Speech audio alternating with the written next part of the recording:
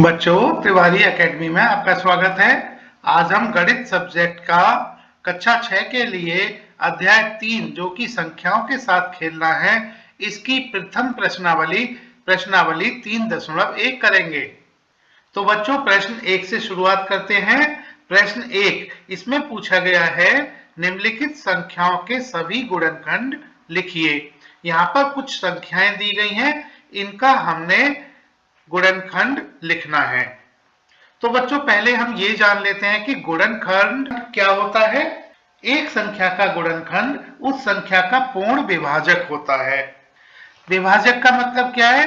अगर कोई संख्या किसी संख्या से पूर्ण रूप से विभाजित हो जाती है तो उस संख्या को विभाजक कहते हैं। जैसे यहाँ पर भाग ए में संख्या दी गई है 24। अब बच्चों, 24 को हम गुणा के रूप में, दो संख्याओं के गुणा के रूप में इस तरह से लिख सकते हैं। 24 को हम 1 गुणा 24 लिख सकते हैं और इसको हम 2 गुणा 12 लिख सकते हैं। इसको हम 3 गुणा 8 लिख सकते हैं। इसको हम 4 गुणा 6 लिख सकते हैं, या इसको हम 6 गुणा 4 लिख सकते हैं, या इसको हम 8 गुणा 3 भी लिख सकते हैं, 12 गुणा 2 लिख सकते हैं और 24 गुणा 1 लिख सकते हैं। बच्चों, 1 गुणा 24 करें, 2 गुणा 12 करें, 3 गुणा 8 करें, 4 गुणा 6 करें, 6 गुणा 4 करें, 8 गुणा 3 करें, 12 गुणा 2 करें, या 24 गुणा 1, इसको हम 24 ही कहते हैं। तो इसका मतलब ये हुआ कि ये जो संख्या 24 है, क्योंकि 24 बराबर 1 गुणा 24, तो 24 संख्या 1 से और 24 से पूर्ण रूप से विभाजित होगी, और ये 2 और 12 से भी विभाजित होगी। हम कह सकते हैं 3 गुणा 8 का मतलब 3 और 8 से विभाजित होगी। 4 गुणा 6 का मतलब ये संख्या 24 संख्या 4 और 6 से विभाजित होगी। 6 गुणा 4 का मतलब 6 और 4 से विभाजित होगी। इसी तरह से 8 गुणा 3 का मतलब 8 और 3 से विभाजित होगी। 12 और 2 से भी विभाजित होगी। 24 गुणा 1 का मतलब 24 और 1 से विभाजित होगी। तो एक संख्या का गुणनखंड उस संख्या का पूर्ण विभाजक होता है। तो हम अंत में ये निष्कर्ष निकालते हैं कि इस 24 संख्या के जो गुणनखंड होंगे वो 1, 2, 3, 4, 6, 8, 12 और 24 होंगे। तो यहां पर हम गुणनखंड लिख लेते हैं 1, 2, 3, 4, 6, 8, 12 और 24। अब प्रश्न का भाग बी करते हैं। इसमें संख्या दी गई है 15।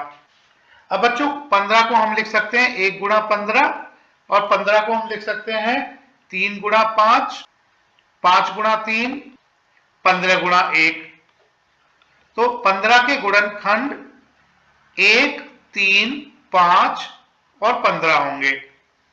अगले भाग में संख्या दी गई है 21। 21 को हम इस तरह से लिख सकते हैं 1 गुणा 21, 3 गुणा 7, 7 गुणा 3, 21 गुणा 1। तो इस तरह से गुणनखंड हुए 1, 3, 7, 21। प्रश्न के अगले भाग में संख्या दी गई है 27। तो बच्चों, 27 को हम लिख सकते हैं 1 गुणा 27, 3 गुणा 9, 9 गुणा 3, 27 गुणा 1। तो इसके गुणनखंड हुए 1, 3, 9, 27। प्रश्न का अगला भाग ई, इसमें संख्या दी गई है 12, और बच्चों 12 को हम लिख सकते हैं 1 गुणा 12, या 2 गुणा 6, या 3 गुणा 4, या 4 गुणा 3, या 6 गुणा 2, या 12 गुणा 1। तो हम कह सकते हैं कि 12 के गुणनखंड 1, 2, 3, 4, 6 और 12 होंगे। भाग एफ, इसमें संख्या दी गई है 20। 20 को बच्चों हम लिख सकते हैं 1 गुणा 20, या 2 गुणा 10, या 4 गुणा 5, या 5 गुणा 4, या 10 गुणा 2, या 20 गुणा 1। तो इस तरह से इसके गुणनखंड हुए 1, 2, 4, 5, 10 और 20। प्रश्न के अगले भाग जी में संख्या दी गई है 18 और बच्चों 18 को हम लिख सकते हैं 1 गुणा 18 या 2 गुणा 9 या 3 गुणा 6 या 6 गुणा 3 या 9 गुणा 2 या 18 गुणा 1। तो हम कह सकते हैं कि 18 के गुणनखंड 1, 2, 3, 6, 9 और 18 हुए। भाग H, इसमें संख्या दी गई है 23। बच्चों 23 को हम 1 गुणा 23 या 23 गुणा 1 लिख सकते हैं। तो हम कहेंगे कि 23 के गुणनखंड 1 और 23 हुए। इस प्रश्न का अंतिम भाग F में संख्या दी गई है 36। बच्चों इस संख्या को हम लिख सकते हैं 1 गुणा 36 या 2 गुणा 18 या 3 गुणा 12 या 4 गुणा 9 या 6 गुणा 6 या 9 गुणा 4 या 12 गुणा 3 या 18 गुणा 2 या 36 गुणा 1। तो इस तरह से 36 के गुणनखंड 1, 2, 3, 4, 6, 9, 12, 18 और 36 हुए। बच्चों ये भाग आई है। अब बढ़ते हैं इस प्रश्नावली के अगले प्रश्न की तरफ। प्रश्न 2। प्रश्न 2 में पूछा गया है निम्न संख्याओं के प्रथम 5 गुणज लिखिए। संख्याएं दी गई हैं 5, 8 और 9। भाग ए करते हैं पहले।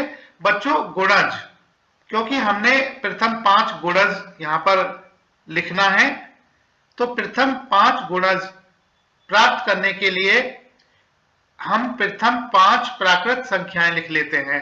ये प्रथम 5 प्राकृत संख्याएं होती हैं 1, 2, 3, 4 और 5। अब हम भाग ए करेंगे। अब हम 5 के प्रथम 5 गुणज प्राप्त करने के लिए 5 को हम प्रथम 5 प्राकृत संख्याओं से गुणा करेंगे। तो 5 गुणा 1 हो जाता है 5, 5 गुणा 2 होता है 10, 5 गुणा 3 होता है 15, 5 गुणा 4 होता है 20, 5 गुणा 5 होता है 25। तो हम कहेंगे 5 के प्रथम 5 गुणज 5, 10, 15, 20 और 25 होंगे। भाग बी में संख्या दी गई है 8। इसके प्रथम 5 गुणज निकालने के लिए इस संख्या को 1 से, 2 से, 3 से, 4 से और 5 से गुणा करेंगे। तो 8 गुणा 1 होता है 8, 8 गुणा 2 होता है 16, 8 गुणा 3 बराबर 24, 8 गुणा 4 बराबर 32, 8 गुणा 5 बराबर 40। तो 8 के प्रथम 5 गुणज 8, 16, 24, 32 और 40 होंगे। अब इस प्रश्न का अंतिम भाग जिसमें संख्या दी गई है 9। तो 9 को 1 से, 2 से, 3 से, 4 से और 5 से गुणा करेंगे। 9 के प्रथम 5 गुणज प्राप्त करने के लिए 9 गुणा 1 होता है 9, 9 गुणा 2 होता है 18, 9 गुणा 3 बराबर 27, 9 गुणा 4 बराबर 36, 9 गुणा 5 बराबर 45।